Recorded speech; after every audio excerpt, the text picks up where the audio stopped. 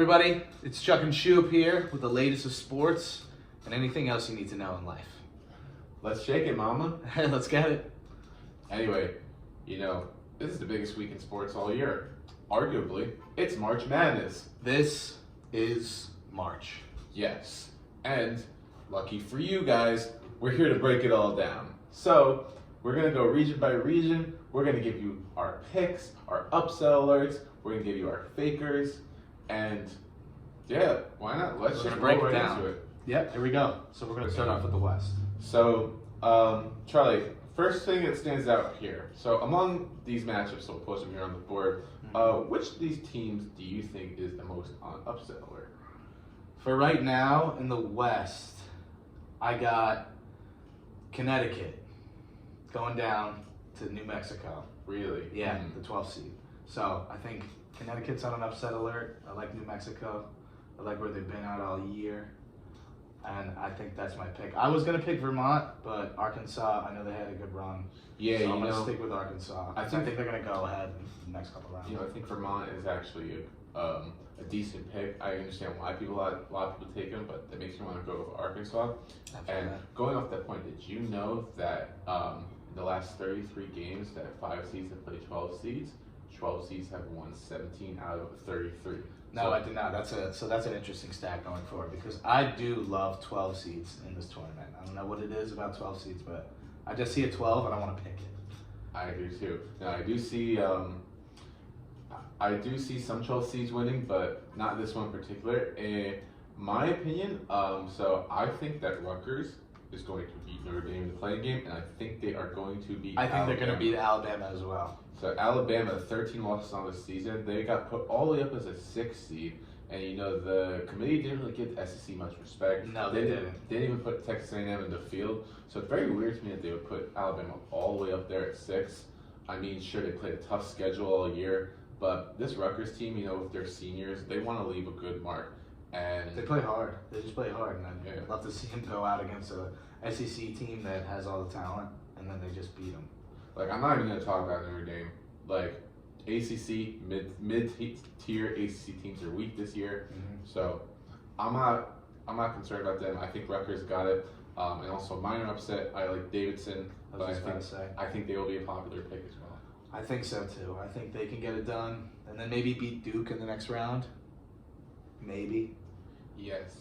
Okay, so keeping on with this region, give me a sleeper pick for the Final Four, and then give me your actual Final Four. So I'll go with my actual pick coming out of the West is gonna be Gonzaga. I think it's gonna be Gonzaga, but you never know. Texas Tech could be the 3 seed because I know they're a very good team as well. But it's gonna be Gonzaga for me. The sleeper to come out of it, I am gonna have to go with one sleeper would have to be Arkansas. Arkansas, maybe that 4 seed gets out of there, but they have I'd say they have a tough way to go. They gotta get through Gonzaga to get there. Exactly. Listen, gun to my head, you tell me who wins the tournament, it's gotta be Gonzaga. I mean, they're returning so many guys, they're so talented, they have all the motivation in the world, they need to get that first championship. So they're my pick to make it out of this region. And it's really hard to see any of these teams upsetting them. If I were, I would go with my other Elite 8 team, which would be Texas Tech, who is also returning a lot of players. Yeah. And I think that 3-2 matchup potentially against Duke, I think that's Texas Tech all the way. Duke is overrated as a 2 seed. And you also have to factor in the fact that it's Coach K's last season. But the first time that they played a game versus North Carolina, where they had all that pressure on them, they collapsed. So it's not like these circumstances will make Duke play better. So we'll see. I'd love to see Duke lose though. Definitely. Me too. Yeah, definitely. Really? Evidently? I wonder why. Yeah, I wonder why. Interesting. Okay, so we're gonna skirt on over to the right side of the bracket. We are gonna go to the South region. So start off the same way. Which team is most on upset alert? I would have to say the team that's on upset alert right now, I want to say Colorado State, but I'm not sure if that would be an upset. But you think I'm Houston. Houston might lose to UAB. I love the 12s. I love the 12 seeds. That statistic you just showed me, I mean, that could roll too. We could see UAB beating a very good Houston team. Charlie, so to be honest with you, I don't like going all chalk in my brackets, but this part of the region, I have all chalk, even the 8th seed. Right, I don't trust any of these teams. Maybe just Tennessee and Arizona, but the rest of these teams I really don't. So what I'm going to do is I'm going to go the next round. I'm going to go upset alert with Colorado State. So you think that beating Michigan, that Michigan beating them would not be upset, which is true because Michigan is favored in that game. That's what I've heard for the most part, that Michigan is the favorite. But that has a lot to do with the fact that Michigan is a more popular team. Many people don't know about this Colorado State team. They're 25-5 this year, and the Mountain West is absolutely loaded, so it's not like they're playing poor competition. That's true. And I think they could score from all over. Great 3-point shooting team, and they're going to beat Tennessee in that second round, and I think they're going to upset them. I got Tennessee going a long way as well. Now, I want to give you an interesting factoid about Illinois. So the Illini. So I think they're going to lose to Houston in the second round. I know you like Illinois a lot, but I do. Kofi Cockburn, my boy, clogging up the paint down low, just dunking, rebound, dunk. He's going to go off this entire tournament. That's my guy. But you know what else is clog worthy? This stat: there has never been a national champion who lost in the first round of their tournament, and Illinois lost to Rutgers. Well, not Rutgers, Indiana. Illinois lost to Indiana in the first round of the tournament. Never been a national champion that lost in the first round. It's not a good look for Illinois' chances, so I can't have them going far with those circumstances. You think Chattanooga, that's Illinois' year upset? Now, it would be, but like I said, I'm going all chalk in this region aside from Colorado State. But, give me your dark horse to go a long way. My dark horse to get out of the South right now? I could see Ohio State maybe getting there. Depends on how they end up squeezing out against Loyola Chicago, because I feel like that's definitely a tough game. Yeah, it will be a tough game, and I feel like not enough people are giving Ohio State a chance. They're just assuming Loyola's got it. Which after the Big Ten tournament, yeah. They could be right, because Ohio State has been faltering lately. As you can tell, I've watched a lot of these games. They haven't been the same team since the beginning of the year, but I think it'll still be an even game. I think that underdog status gives Ohio State a little bit of an edge. They've had a tough schedule, Ohio State. Yeah, but in terms of team that could make a sneak run, Houston, who made it to the Final Four last year, despite losing key pieces, they're back in it again as a 5 seed. And Arizona is my pick to. They're going to be one of my teams that are favored to cut down the nets. Arizona. So, but if Houston gets by Arizona, it could be Houston's time in the Final Four, because I don't think this is a particularly strong Villanova team this year. I'm pretty sure isn't Houston the same team as last year, right? Well, they did lose their leading scorer, Marcus Sasser, but still have plenty of key pieces who have that tournament experience, and having that tournament experience is very important. That is. It goes a long way. That's why I also love Illinois. Kofi, my boy. Also, shout out Chicago Loyola. Who's his sister? Sister Jean. Sister Jean. Shout out Sister Jean. She's the best. Hope I see her at the tournament. Charlie, I heard that's your sister. No, definitely not. A little too old. Yeah. Love Sister Jean. Not my wife either. Anyway, we are coming right back with Certified Geeker and a little bit of NFL news. Gotta dabble somehow. Gotta get everything.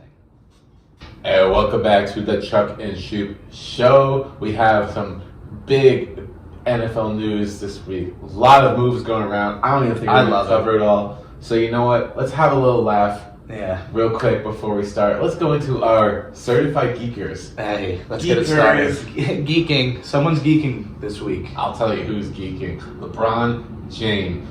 Oh my God, I was having such a good time watching the Lakers mess up this entire week. They're just all geeking. They're just literally all geeking, and I hate it. But particularly last night, because it was almost kind of like LeBron was just throwing a temper tantrum all night, but not even like it was at his own teammates. First, you see this one play here where, three from the corner, and they're going up for the rebound. LeBron tips it, and no one else is helping him around. And then LeBron fouls the guy, and he's like, you can audibly hear him say, "Get the rebound" to his teammates. He looked like he was about to kill Taylor. He actually was. That was like the fury. He took the ball. I saw it. He bounced it maybe like 3 times on the ground. I thought the hardwood floor was gonna break. The amount of times he bounced it. Yeah, and then later in the game, he's going for a loose ball. The Lakers can't make any shots. The Raptors have the rebound, and he's wrestling for the ball. And then they call a foul, and then LeBron shoves this guy to the ground.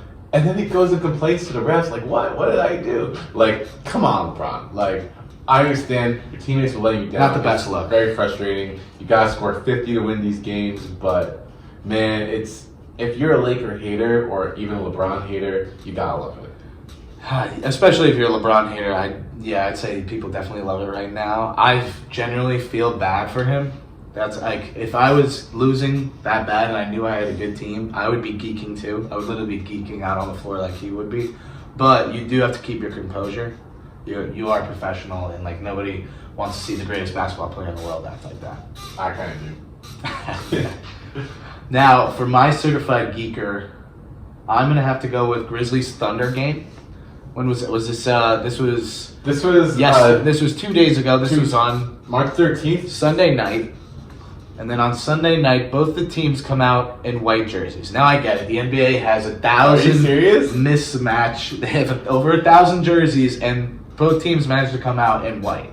And I don't know what the miscommunication is there, but that's definitely that. It's just like, I thought I was playing for the Thunder again. Come on, man. And don't you realize during warm-ups that you're wearing the same jerseys, and not to go over and almost do a tip-off? I don't know what's going on in the arena, but can somebody just be like, yo, we should probably go change and not make all these thousands of people wait before they start the tip-off? Yeah, they're wearing the coats over it, no one saw it. I think the funniest part of this whole clip is when the ref comes in later over the intercom, he's like, the Grizzlies must change now. Coming in with all that sass. It's almost as if everybody at school showed up in the same outfit for a senior prank, and then the principal comes out, he's like, everybody go home and change now. And I mean, bullshit. Yeah, literally. I don't know how that happens. Anyway, so ready against the NFL? Oh, actually, no. Speaking NFL, I have a bonus geeker. No way, really? Who you got? Now we're starting March Madness, right? Everyone's getting into their brackets and stuff, and everyone's marveled over who's what seed and everything in the tournament. And then all of a sudden, Tom Brady wants to get a little attention. He goes, guys, I'm coming back. I decided I'm coming back. I don't know what it was. Maybe I talked to Cristiano Ronaldo for 3 seconds, and I saw him playing. Maybe it's time for me to come back, but you're geeking if all of a sudden during bracket night you want to come back. He's trying to make it about him. He's geeking a little. Now, who in his family pissed him off so much? That's also his wife. Definitely said something. His wife's probably pissed now. He's probably oh, I finally get Tom Brady myself. And yeah. Oh, back to football. Someone's got to interview her, because I don't know does she want him to come back, or does she want him to play more to make more money? Who knows? She's well off, but Brady's geeking. Yeah, as per usual. Brady's geeking. Now we're gonna go to the Midwest region. Chuck, who do you have on upset alert? Upset alert. I got LSU right away. Iowa State always brings it in the tournament. They're always a sleeper team that beats probably one of the best teams. From my standpoint of watching the tournament year in and year out, I feel like Iowa State is just going to be that team that just slays the LSU and moves on. I don't mind that pick because LSU just fired its coach. Who knows how they're going to come out playing? But what prevents me from going there is that Iowa State has been kind of in a free fall at the end of the season. So I don't really like Iowa's teams. It's just kind of a toss-up. Literally a toss-up. I agree. But Chuck, so I told you the last region, all chalk. So I don't want the audience to think that I'm an all chalk kind of guy. With that being said, this region, I have 3 major upsets. Let's hear it. So I got South Dakota State beating Providence. I could see that. Yep. And I'm very confident in that, and I'll tell you why in a bit. I have Colgate beating Wisconsin. I was just about to say that probably may happen. I heard Colgate is very good. Colgate is very good. The thing that Colgate's Mountain West. Colgate is they're Patriot League, but Patriot League. You know why I like Colgate? And after I did a little research on their team, their 6 leading scorers are either a junior or senior. I feel like that's the formula for a team to pull an upset when they've been playing together for a while and they have that sort of camaraderie. Yes. And Wisconsin, this is like a somewhat easy region that could be overlooking Colgate. I could easily see it. I could definitely see them looking over Colgate. Yes. I mean, now my boldest. I love a good upset too. This is my boldest pick of the entire tournament. I have Jacksonville State beating Auburn. Oh, you do? I do, and part of the reason. So this is also part of the reason why I feel confident in picking South Dakota State over Providence. It's when you're looking at teams that you think will go far. So, for example, I have Iowa going pretty far in this region. So they will be my sleeper team. But that's also mine. So, if you have a team like that going far, so it would be potential Iowa-Providence matchup going forward in the second round.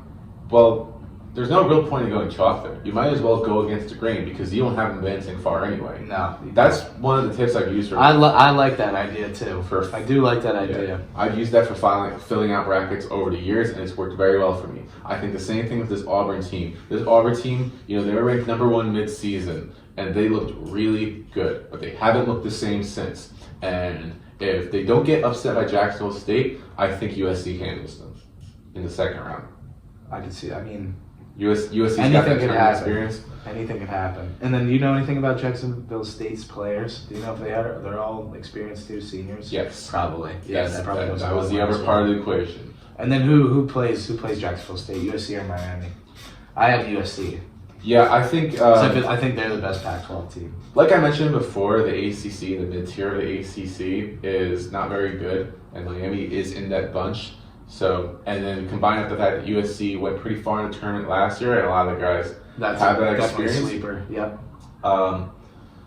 Yeah. So those are my sleepers. So actually, going off that, since I have Wisconsin, Auburn getting upset so early, my Elite 8 in this match for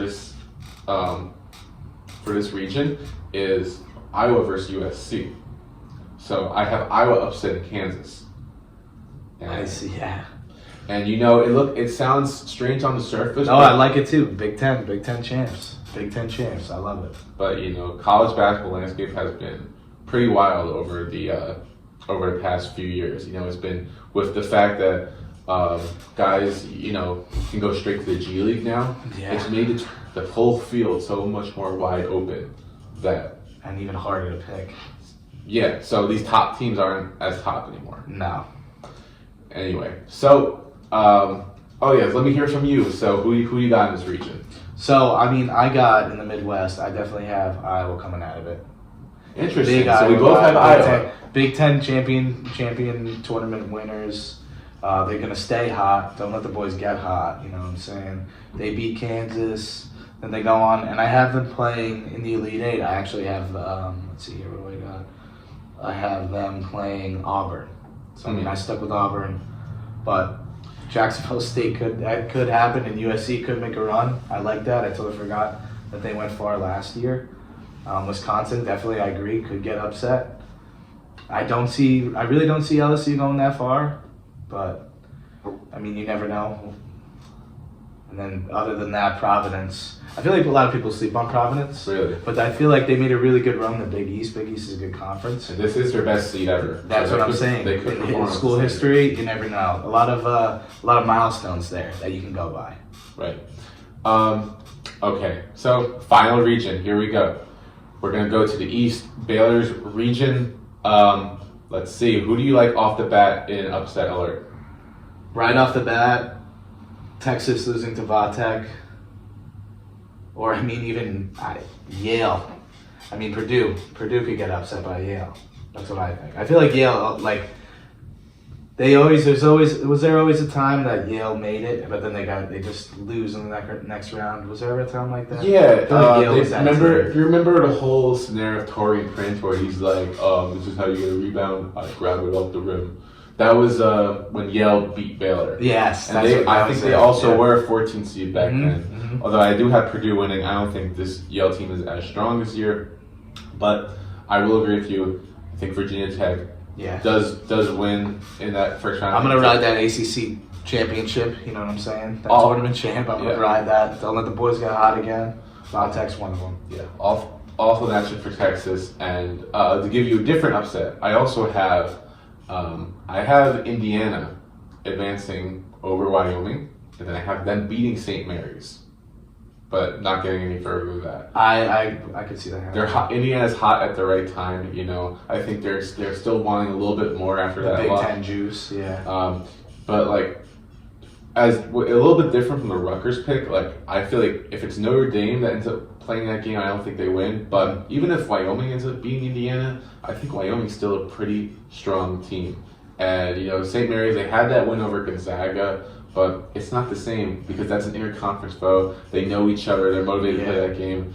Play twice a year. Yeah, I don't think St. Mary's is that great of a team. Me neither.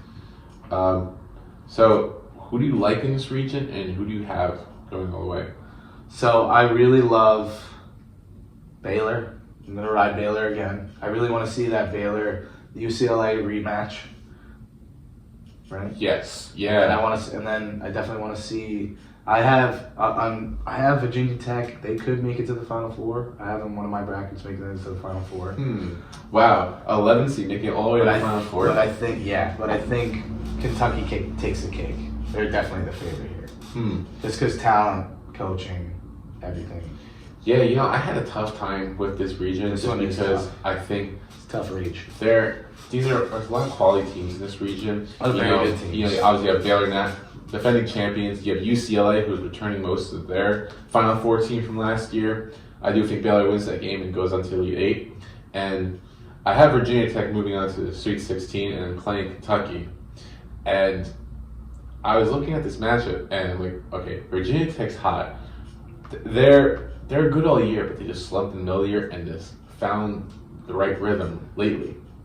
But I honestly, you know, we've had this happen in the past where 11 seeds make the tournament. You remember Syracuse in the past. So I went ahead and I did it. I put Virginia Tech in my Final Four. Yes. I agree. I totally agree. Beating Duke. Now, subject to change. I really don't think you can go wrong with Baylor or Kentucky.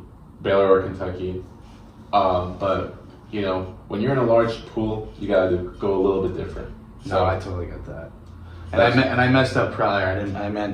I could see Baylor going farther to the Final Four to play Gonzaga for that rematch, championship rematch, Final Four rematch.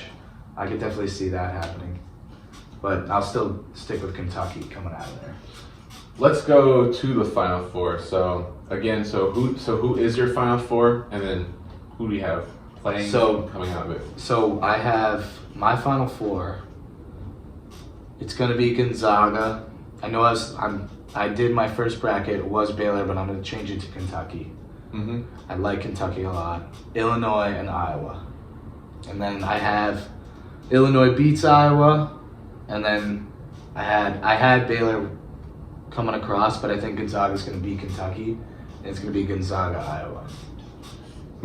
Yeah, I like that pick. So like I said before, gun to my head, Gonzaga's gonna win the whole thing, but I can't pick them because everyone's going to pick them. Right. That's just not a good. That's why strategy. I knew you were gonna say that because I feel the exact same way. I want to go something different. So I got Gonzaga playing Virginia Tech and beating Virginia Tech. I love it. And I got Arizona playing Iowa and Arizona beating Iowa. So we once again, just like last year, the top two seeds face off overall, but Arizona takes the cake this year. I love their balance, and they won their conference tournament pretty easily, you know, over some formidable foes. And it wouldn't even surprise me, you know, as much as I want to pick Gonzaga, it wouldn't surprise me if Arizona. They're top in all metrics: offense, defense efficiency, experience in tournament. They blew out everybody out of the water, except Yeah. for that maybe against Stanford, but still maybe that was an off game. But they blow everybody out of the water. They blow UCLA out of the water.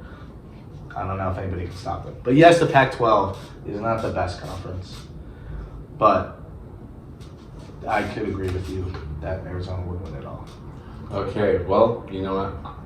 I'm excited. I know you're excited. I'm amped. I'm amped. John Rothstein, shout out John Rothstein. He said it best. We sleep in May.